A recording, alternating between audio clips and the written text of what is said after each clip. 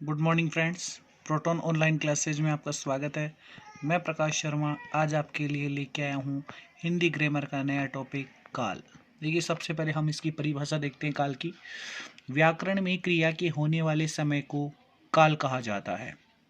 व्याकरण में क्रिया के होने वाले समय को क्या कहा जाता है? काल कहा जाता है।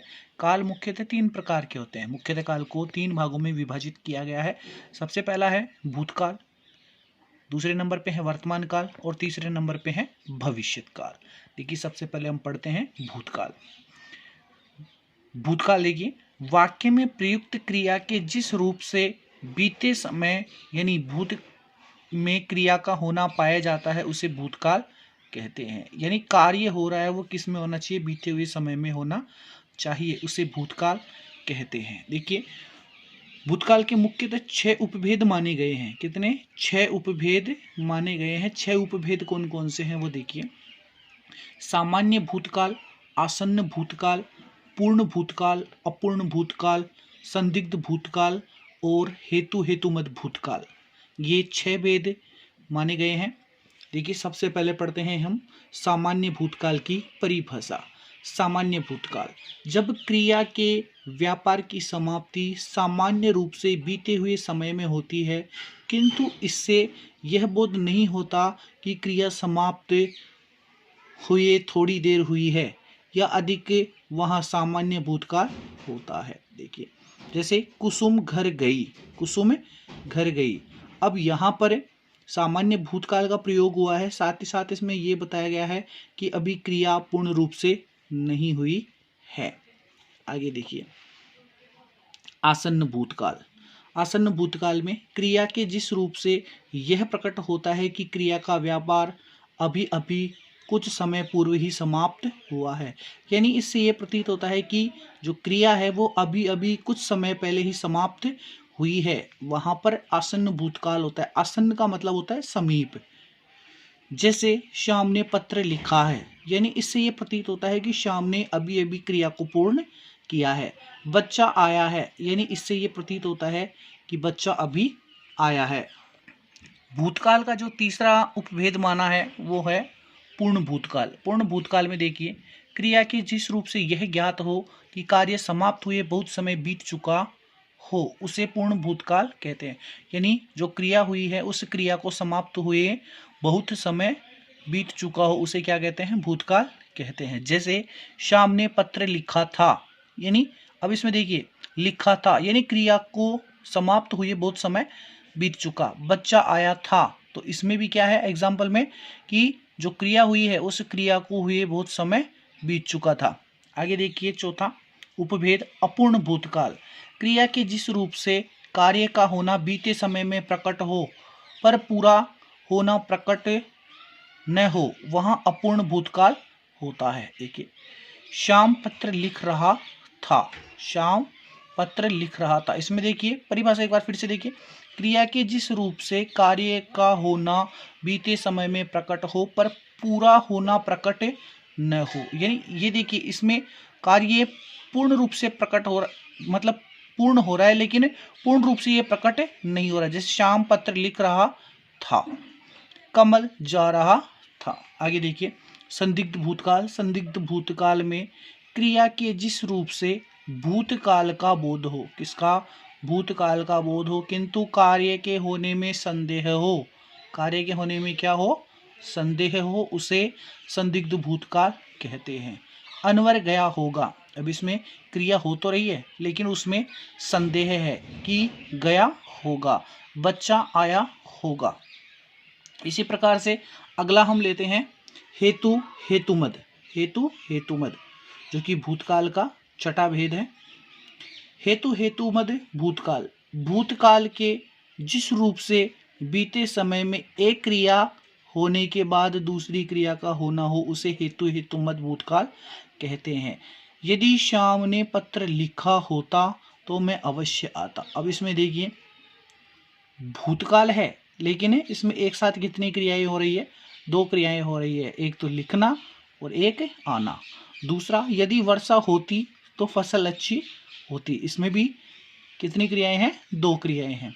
तो जहां पर भूतकाल का बोध हो, साथ ही साथ एक क्रिया होने के बाद में दूसरी क्रिया हो, वहां पर हेतु हेतुमत भूतकाल होता है।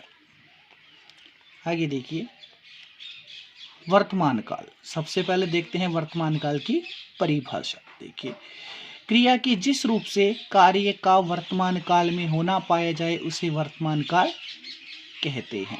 देखिए जिस प्रकार से भूतकाल के आपने कितने भेद पढ़े, 6 भेद पढ़े, उसी प्रकार से वर्तमान काल के कितने 3 उपभेद माने गए हैं। सबसे पहला है सामान्य वर्तमान, दूसरा है अपूर्ण वर्तमान और तीसरा है संदिग्ध वर्तमान। सबसे पहले पढ़ते हैं हम सामान्य वर्तमान काल। सामान्य वर्तमान काल की परिभाषा देखते हैं। क्रिया के जिस रूप से यह बोध हो कि कार्य वर्तमान काल में सामान्य रूप से प्रकट हो रहा है, वहाँ सामान्य वर्तमान काल होता है।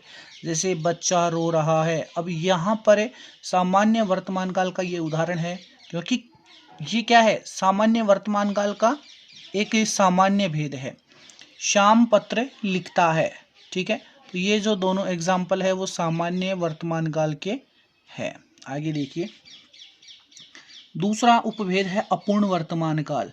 क्रिया के जिस रूप से यह बोध हो कि कार्य अभी चल रहा है, समाप्त नहीं हुआ है, वहाँ अपूर्ण वर्तमान काल होता है। देखिए क्रिया के जिस रूप से यह बोध हो, कौन सा बोध हो, कि कार्य अभी चल रहा है, कार्य क्या कर रहा है, अभी चल रहा है बल्कि समाप्त नहीं हुआ है, वहाँ पर अपूर्ण वर्तमान काल होता है।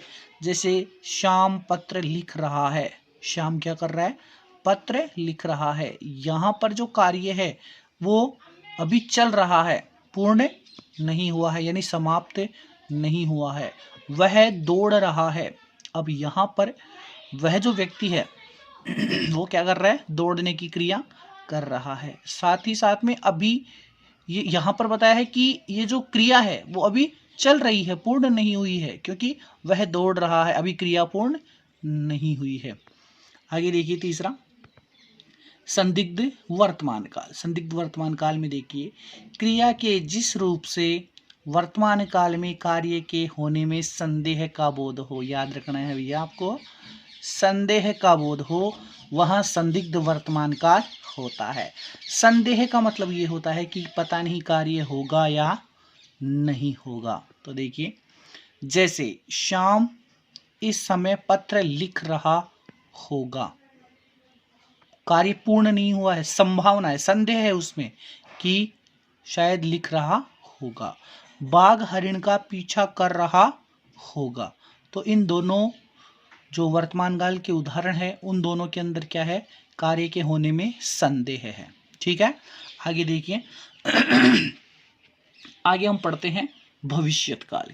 भविष्यत काल में सबसे पहले परिभाषा, क्रिया के जिस रूप से यह ज्ञात हो कि कार्य भविष्यत में होगा, क्या भविष्यत में कार्य होगा, वह भविष्यत काल होता है। जैसे श्याम पत्र लिखेगा, ये जो लिखेगा इसके अंदर, इस सेंटेंस के अंदर कौन सा काल है, भविष्यत काल। देखिए भविष्यत काल के 2 उपभेद माने गए हैं। कितने, 2 उपभेद, सामान्य भविष्यत काल और संभाव्य भविष्यत काल। अब देखिए दोनों की परिभाषा। सामान्य भविष्यत काल, क्रिया के जिस रूप से उसके भविष्य में होने का बोध हो उसे सामान्य भविष्यत काल कहते हैं। देखिए मनीषा खेलेगी, मनीषा खेलेगी, यहाँ पर क्रिया भविष्यत काल में होने का बोध प्रकट कर रही है कि मनीषा खेलेगी। वह दौड़ेगा, वह दौड़ेगा। उसके बाद में देखिए आप संभाव्य भविष्यत काल। संभाव्य भविष्यत काल जो कि भविष्यत काल का दूसरा उपभेद है। देखिए संभाव्य भविष्यत काल में क्रिया के जिस रूप से उसके भविष्य में होने की संभावना हो उसे संभाव्य भविष्यत काल कहते हैं। शायद वह आएगा, शायद संभावना है कि शायद वो आएगा। इसी में दूसरा एग्जाम्पल लिया, संभव है श्याम पत्र लिखेगा। यानी यहाँ पर क्या है, दोनों जो वाक्य है उन दोनों वाक्यों में क्या बताया गया है, एक संभावना व्यक्त की गई है कि शायद वह आएगा। तो इसमें संभाव्य भविष्यत काल है और संभव है श्याम पत्र लिखेगा, इसमें भी संभाव्य भविष्यत काल है। आपको जो काल का टॉपिक पढ़ाया गया है आप उसका स्क्रीनशॉट भी ले सकते हैं।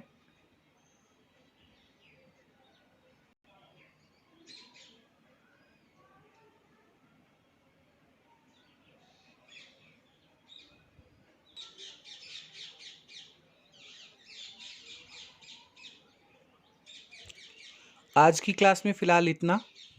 अगली क्लास के साथ फिर मिलते हैं। नमस्कार।